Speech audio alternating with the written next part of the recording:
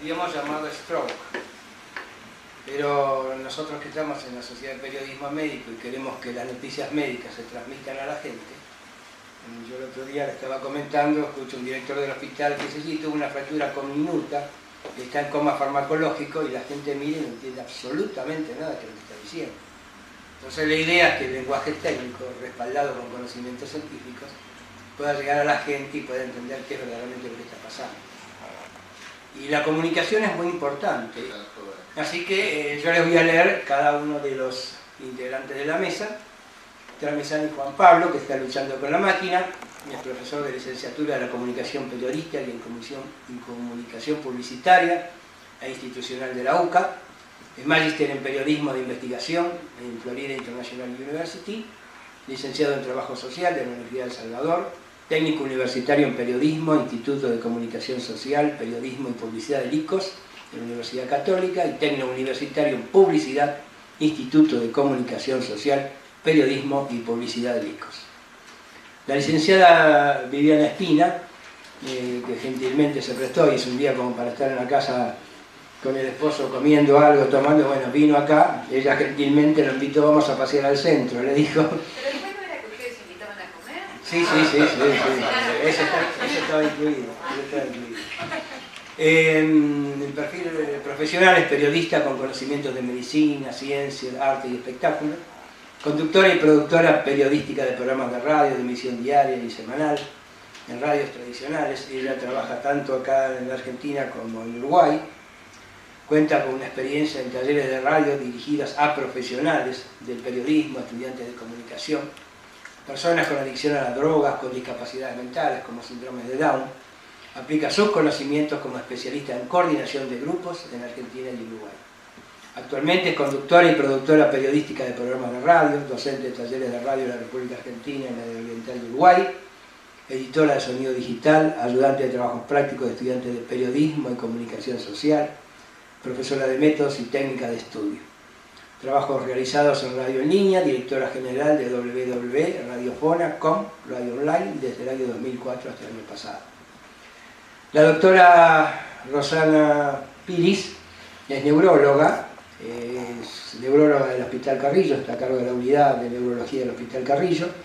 Ella empezó siendo estudiante, se recibió, fue residente del hospital, jefa residente, instructora residente en el hospital hace varios años que no digo que la soportamos, sino que tenemos el lujo de estar con nosotros. Tiene un lenguaje muy fácil y tiene una ventaja que no todos los médicos tienen, es que hace tratamientos y evaluaciones y diagnósticos médicos en un hospital público. Ella ve pacientes, no es de los que se sientan en internet y empieza a buscar diagnósticos diferenciales. Los diagnósticos de ella lo hace como docente y como investigadora. Ella es docente de la UBA en la materia de neurología y es profesora auxiliar extraordinaria de neurología de la Universidad de El Salvador.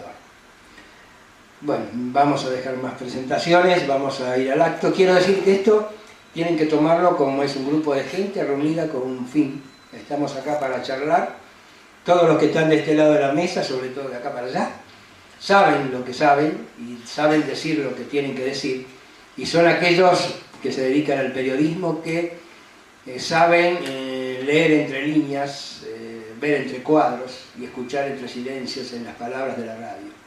Así que pueden hablar con absoluta libertad, ustedes de ese lado, ellos de este, y van a tener la respuesta que ustedes quieran obtener. Y insistan si no les queda clara la cosa. Bueno, doctora, ¿quiere empezar usted?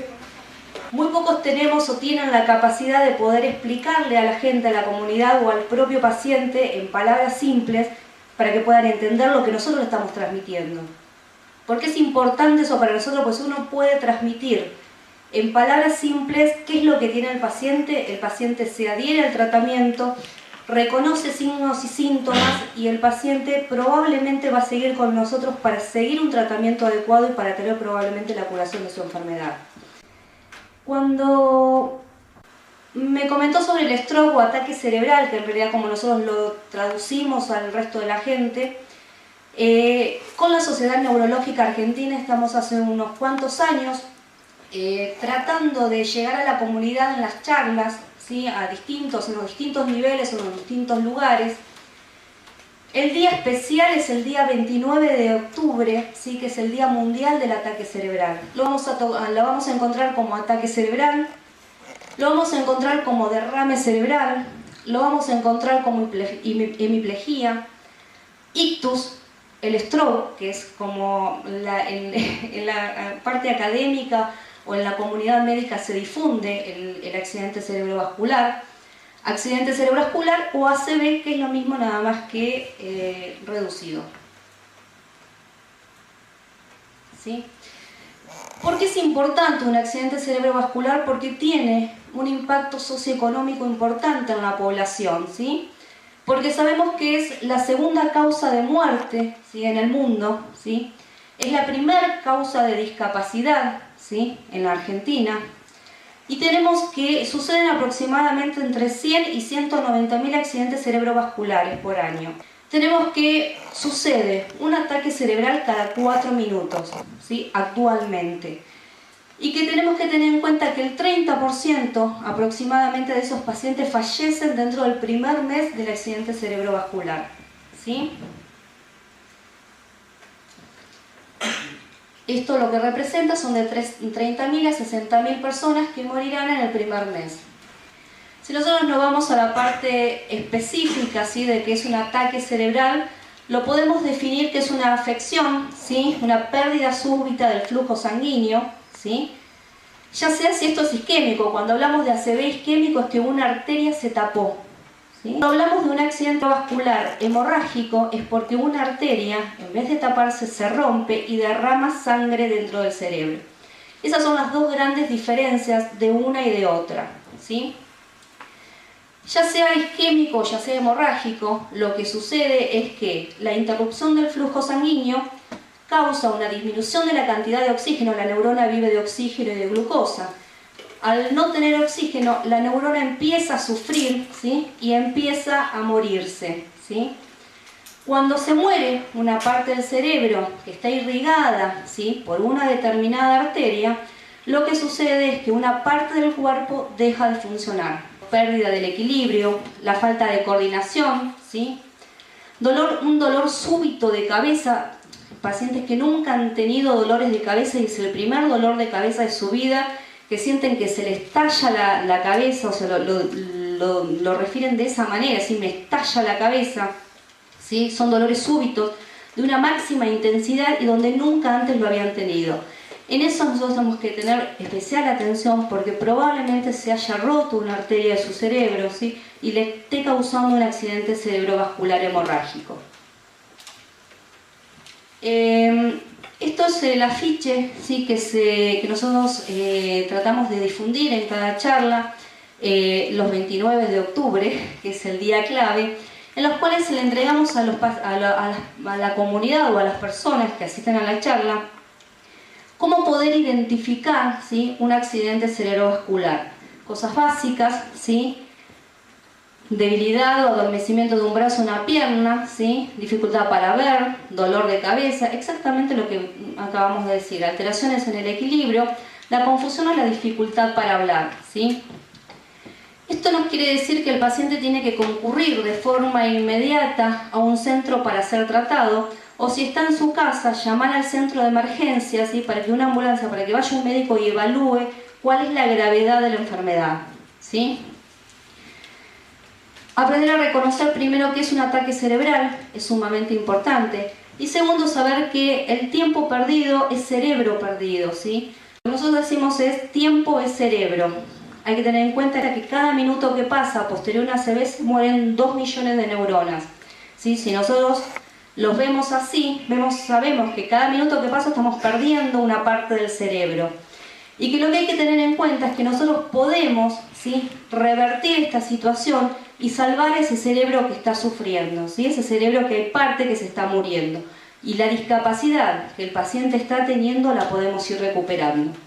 Hay que conocer los síntomas para poder trasladar al paciente y saber que tenemos 3 horas para poder actuar, ¿sí? Si estamos fuera de las 3 horas, estamos fuera de tratamiento y hay que ir a la emergencia, pero no hay que correr, ¿sí?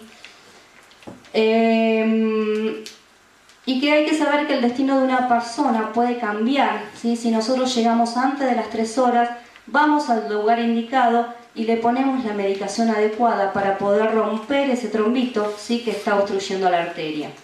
Vuelvo a repetir, tiempo es cerebro en el accidente cerebrovascular. ¿Sí?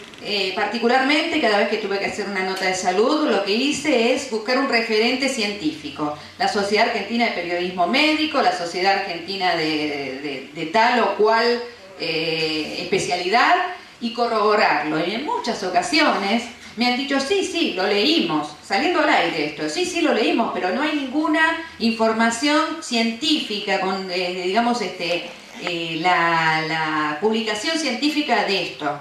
Entonces digo, pero están alarmando a la gente, por un lado, están creando falsas expectativas, por el otro no estoy de ninguna manera haciendo un juicio de valor sobre compañeros periodistas, digamos, sobre los periodistas, sino sobre los medios, que son los que muchas veces tienen algunos intereses creados. Gustavo Cerati, Carlín Calvo, Verónica Perdomo han ocupado páginas de los diarios en las revistas y en las revistas como consecuencia de su estado de salud.